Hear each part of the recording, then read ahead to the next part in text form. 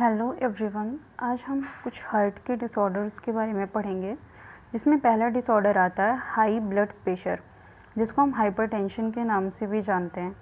अगर आप किसी एक नॉर्मल इंडिविजुअल की बात करते हैं तो उसका जो ब्लड प्रेशर होता है वह 120/80 आता है, जिसमें 120 जो mmHg प्रेशर होता है वो सिस्टोलिक और पंपिंग प्रेशर ऑफ हार्ट के बारे में बताता है, और जो 80 mmHg होता है वह डायस्टोलिक या फिर रेस्टिंग प्रेशर के बारे में बताता है।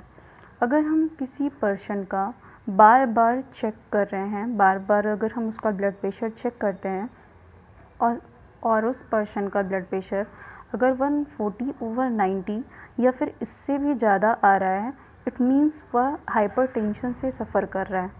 हाइपरटेंशन में क्या होता है कि कुछ vitals organs such as brain, kidney, heart, इसमें भी इनके भी फंक्शन क्या होते हैं, अफेक्ट कर जाते हैं। मीन्स हाई ब्लड प्रेशर अगर किसी को ज़्यादा टाइम से है तो उसको हार्ट डिजीज़ की प्रॉब्लम भी हो सकती है। दूसरी बीमारी आती है कोरोनरी आर्टरी डिजीज़, जिसको हम शॉर्ट फॉर्म में कैट के नाम से बोलते हैं, कैट के फॉर्म में बोलते हैं, और इसको अगर हम बायोलॉजिकल लैंग्वेज में बोलें तो उसको एथेरोस्क्लेरोसिस नाम से जानते हैं। इसमें क्या होता है कि जो ब्लड की वेसल्स होती हैं सच एज आर्टरीज, उसमें कुछ सब्सटेंसेस का डिपोजिशन हो जाता है, जैसे कि calcium, fat, cholesterol and fibrous tissue, जिसकी वजह से आर्टरी काफ़ी नैरो हो जाती है और ब्लड हार्ट को इफ़ेक्टिवली उतना नहीं मिल पाता है, जिसकी वजह से एथेरोस्क्लेरोसिस डिजीज़ होती है। तीसरा आता है एंजाइना पेक्टोरिस। एंजाइना पेक्टोरिस इसको हम इसलिए बोलते हैं क्योंकि ये जो बीमारी होती है इसमें हार्ट को इनफ ऑक्सीजन नहीं मिल पाता है, और यह जो पेन होता है वह शोल्डर से स्टार्ट होता है और धीरे धीरे चेस्ट में एक्यूट पेन होने लगता है, क्योंकि हमारे हार्ट मसल्स को इनफ ऑक्सीजन नहीं मिल पाता है, जिसकी वजह से यह पेन स्टार्ट होता है।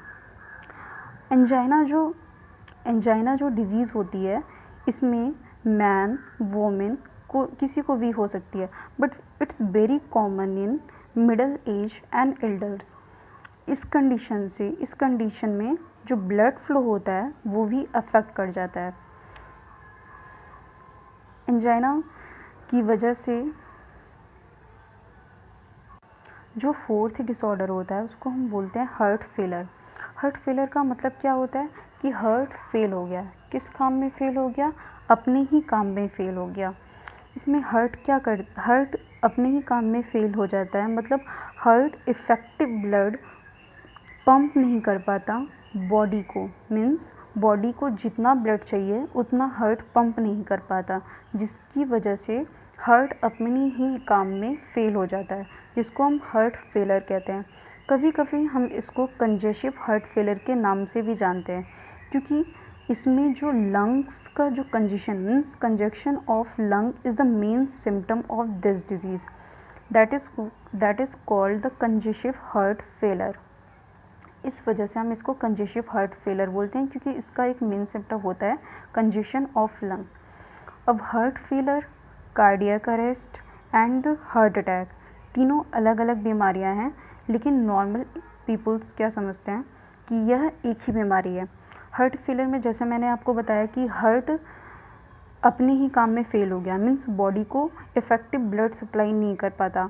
In case of cardiac arrest इसमें क्या होता है, हार्ट बीट करना स्टॉप कर देता है, जिसमें पर्सन की इमीडिएट डेथ भी हो सकती है। In case of heart attack यहाँ पे जो हार्ट की मसल्स होती हैं जिनको पर्याप्त मात्रा में ब्लड की सप्लाई ना होने के कारण वह डैमेज हो जाती हैं, जिसका कारण कैट भी हो सकता है। कैट में क्या था कि यहाँ पे जो वेसल्स थी, जो आर्टरीज थी, वहाँ पे कुछ सब्सटेंसेस की डिपोजिशन होने के कारण मीन्स कैल्शियम, फैट, कोलेस्ट्रॉल या फिर फाइब्रस टिश्यू के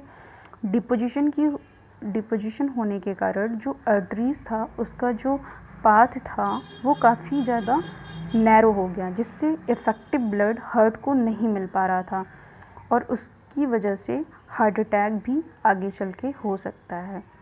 thank you so much everyone. If you like the video then share, subscribe the channel.